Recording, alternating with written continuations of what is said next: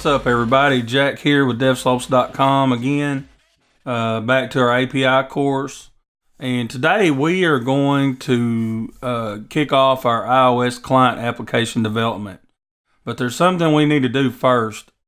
And we need to make a few adjustments to our API. And frankly, that's one of the best things about having your own API, is that you're not limited to what you're provided. You can make changes. You can shape it and mold it into whatever you need it to be.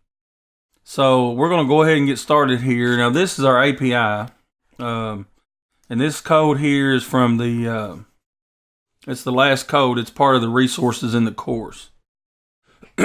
So if you'll remember in when we deployed to DigitalOcean, we went in here to our main route and we added this /API on the front. So that's one change, and this is for Nginx routing.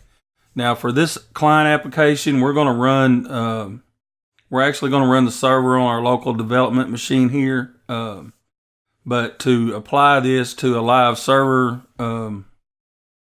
app, all you need to do is just change the URL is all. But we are going to run this locally here on our dev machine, and we'll build it out and we'll show you how it's done. So changes here. We need, of course, we need this API in here. I already said that. And we need to go to our food truck controller. And we need to lock down these post routes. And if you'll remember from the course on this get route here, I put this authenticate in. We can take that out. And basically what I'm doing is I'm making routes that are get requests or that are going to be returning data are going to be open, and anything that we have to post or put data to, we're going to lock it down or delete. So we've got a post here, so I'm going to add an authenticate in here. This delete here, we need an authenticate. And here we've got a put request, so we're going to authenticate there.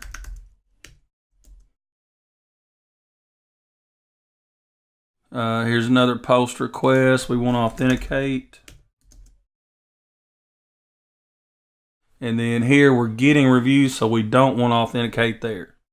So at this point, by doing that, what we've got are all of our read routes. We can get food trucks, we can get reviews, all of that, but we have to authenticate if we're going to post any data or delete any data. So that's where we're going to start. Now something else is we're going to redo our delete call here. The way we structured this is it just basically you pass in an ID and it just assumes that that's correct and that there is a food truck that exists by that ID. If you pass in just some random data, it's not going to delete anything and it doesn't tell you otherwise. And you could also even pass in something that's not an object ID and it could crash your server. Now, with that being said, if you're running it with PM2 or NodeMon or something like that, the server will restart. So it's not an issue, but we are going to add something in here. And basically what we're going to do is we're going to start off by doing a find.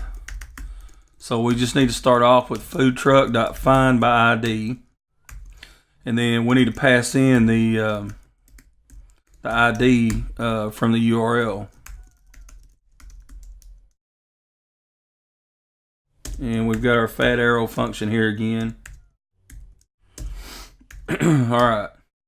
So then at this point, what we need to do is we need to take this whole block that we had before, cut that, and paste it in here. And we also need to re-indent. Well, it re-indented for us, it looks like. So now what we're doing is we are find by ID first, so we're finding a food truck. And then at that point, we can go ahead and check for an error. And I'm also going to do something a little different here that we didn't do in the main part of the course. And that is I'm going to send a status.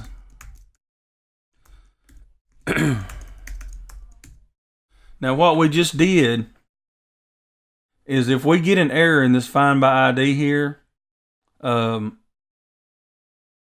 we're going to return a status code of 500.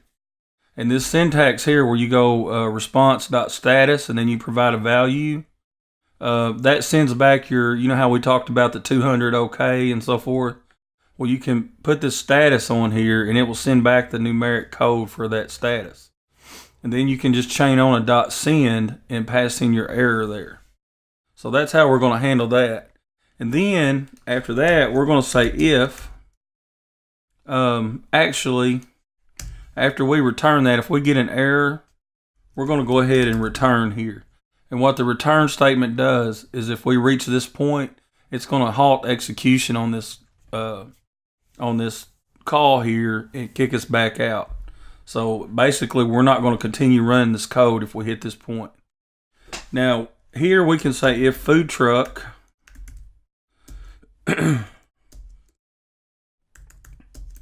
is null. So right here in this find by ID, we're either going to get back an error or food truck or nothing. If we didn't find it, then this food truck is going to be null. So if the food truck is null, we're going to say res.status, and we're going to return 404, which you can look up these HTTP status codes, but 404 means not found. So we're going to pass, we're going to send back 404, and then food truck not found. And then at that point, we're going to go ahead and return to kick us out of this again. Okay, so at this point, if we reach this point right here, we know, number one, we did not receive an error, and number two, that we do have a food truck because it's not null. At that point, we can go ahead and continue on with the rest of our call the way we did. Now, in this area here, I'm going to go ahead and do the same thing. I'm going to do a status. And we'll just do 500. And we'll send the error. And we'll go ahead and return out of that. Now, the reason I put return here, if we get an error here and we send the error back or whatever, if we don't put this return, it's going to go ahead and try to remove here. And it's going to try to set some headers again, and you may get an error in your application may crash. Now, like I said, that's not a big deal with PM2 or whatever because it'll keep it running. But if we put this return statement in here, if we get an error here, it'll kick us out and we won't get any kind of errors. Now, I'm not so concerned about this review.remove because food truck may either, it may have a review or it may not. If it does, it's going to remove it. If it doesn't, then nothing's going to happen. So that's how we're going to leave that. Okay, so another change we're going to make from what we did different in the course, I'm going to come to my my food truck model. And you remember how we put these coordinates here as just an array of a number? Well, that's not going to work for what I need. What I need values for latitude and longitude. So I'm going to replace this number array here with another object. And we're going to say lat is a number and long is a number. So now instead of an array of type number, we're going to have actual keys here for lat and long, which is what we need. And now that we've made that change, I'm going to save it and we'll come back to our controller. And right here you see we've got this this coordinates here. Now we need to change this to .lat, and we need to add .lat out here. And then we need to add a new line for our long.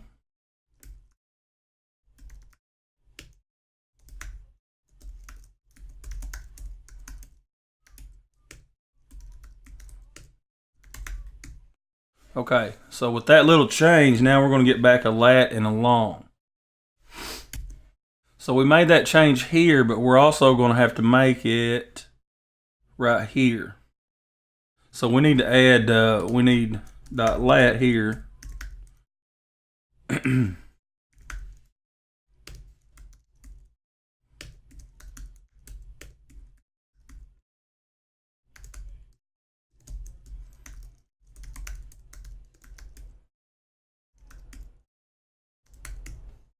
All right, so we've added in latitude and longitude instead of just having an array.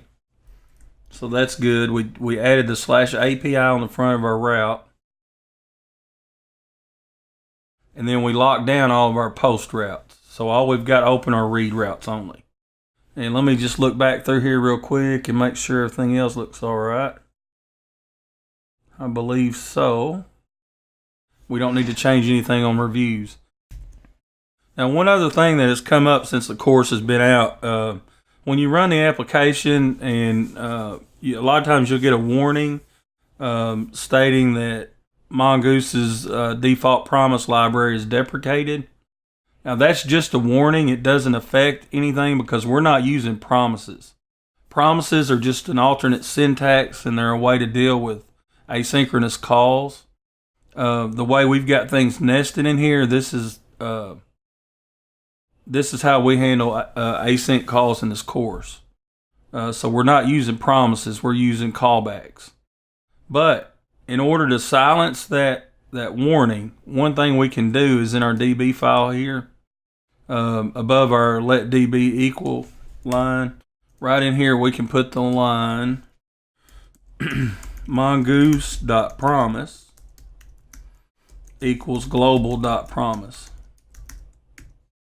Close that off and save it. Now, just by putting this line in here, we won't get that warning anymore because it's telling Mongoose what promise library to use. Like I said, we're not using them. It doesn't really matter, but that will silence that warning. So let's go ahead and move on.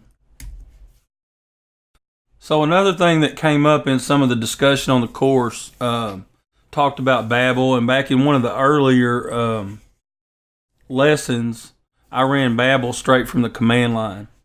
Well, I had Babel installed as a global package, which actually you can do it that way. It's not a problem, but they really recommend that you install it as a local package with save dev or whatever.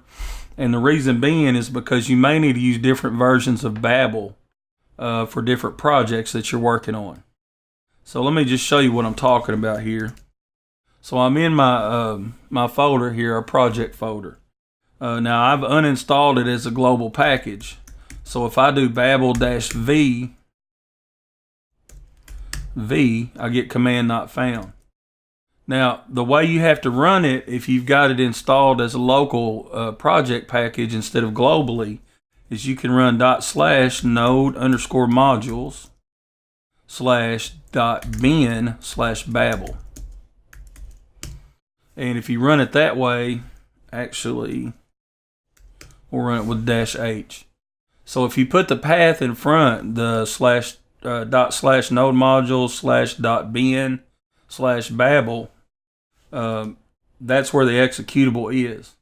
Now, with that being said, in your package.json file, right here where we've got it specified, right here, let's just Babel node, and right here we've got just Babel. You don't have to put the full path in your package.json file for your scripts, because Node knows that if you've got these here, then it's going to look to your Node modules folder.